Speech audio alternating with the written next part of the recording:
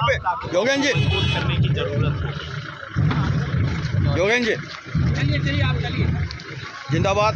आज हमारे साथ में स्वराज अभियान के योगेन यादव जी है और हम जानेंगे कि ये जो आज यात्रा आ रही है जलगा जामुन में, ये आदिवासी बहुल एरिया है और इस इलाके में हम देखेंगे कि जून 22 को जो नया वन कानून मतलब वो पास किया गया है, उसके तहत ग्राम सभा के अधिकार भी निकाले गए हैं और वो कारपोरेट को ज़मीन देने जा रहे हैं आने वाले कल में। तो इसका हम प्रतिकार कैसे करेंगे?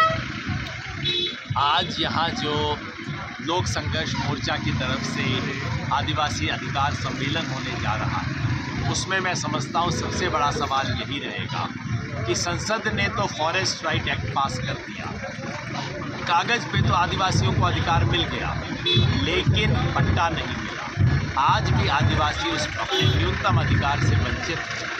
आज भी आदिवासी को किसान की तरह नहीं देखा जा रहा।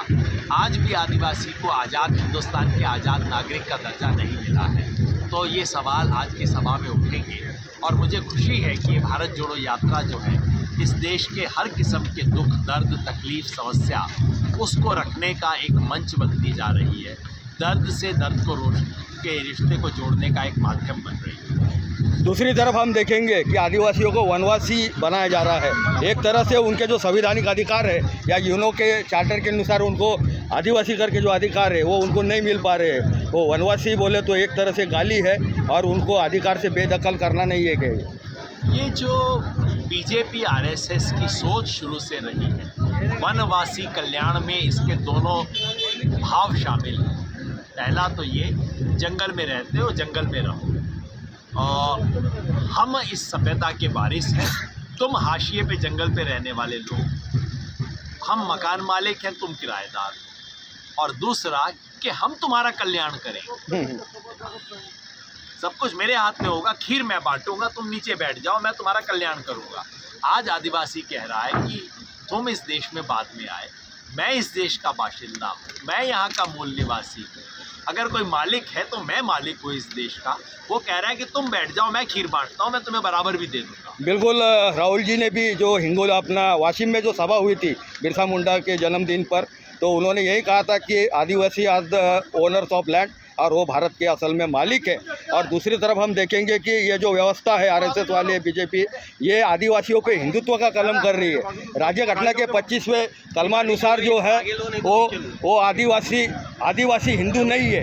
उनकी अपनी एक सांस्कृतिक पहचान है अलग से, और उनके देवी देवता भी विभिन्न अलग अलग है। मतलब उनको सूरज भगवान या फिर पृथ्वी को, पेड़ को, पौधे को, पशु को वो भगवान मानते हैं। तो वो हिंदू नहीं है, लेकिन उनको जो कुंभ मेले में ट्रेन भर भर के लेके जा रहा है और उन पर हिंदुत्व का कलम किया जा रहा है। डांग में भी जो उत्सव होता है शबरी कुंभ, उसमें भी हिंदुत्वकरण जारी है आदिवासियों का। तो इसके मामले में आप क्या कहोगे? देखिए, मैं समझता हूँ जिसे हिंदू कहा जाता है वो अपने आप में इतना बड़ा विशाल सागर है जिसमें सैकड़ों तरह के मान्यताएं, अलग अलग तरह के प्रतीक, अलग अलग तरह के संकेत, अलग अलग तरह की मान्यताएं और रीति रिवाज उसमें शामिल हैं।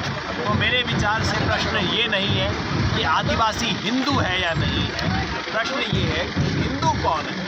क्या हिंदू एक ही तरह के इस देश में होते हैं या इस देश में अलग अलग तरह के ऋतु होते हैं? क्या हर हिंदू को राम, हनुमान, शिव और इनकी पूजा करनी जरूरी है?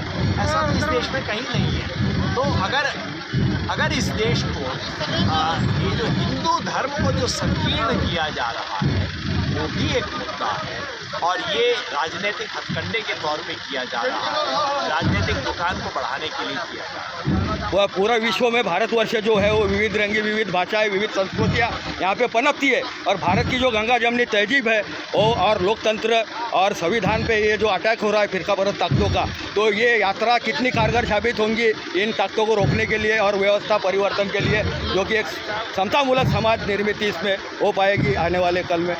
होगी नहीं, हो रही है।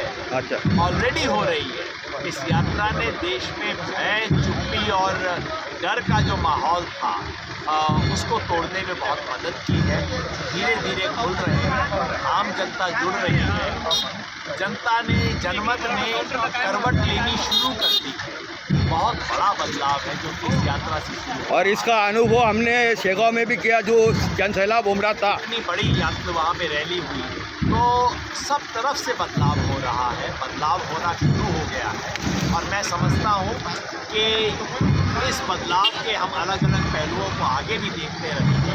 देश बदल रहा है, अब बीजेपी आरएसएस समझ जाए तो अच्छा। बिल्कुल, जो साहिब मसनद है कल नहीं होंगे, किराएदार है, जाति मकान थोड़ी है, और सभी का खून शामिल यहाँ की मिट्टी में। किसी के बाप का हिंदुस्तान नहीं है, और यही हिंदुस्तान हम हासिल करेंगे। और हमारा लोकतंत्र, संविधान और हमारी गंगा जमनी तहजीब जो है वो फिर से एक बार स्थापित होंगे, और सबसे लिए एक सुंदर दुनिया हम स्थापित करेंगे, इस आशा के साथ। जिंदाबाद, लाल सलाम, जय भीम।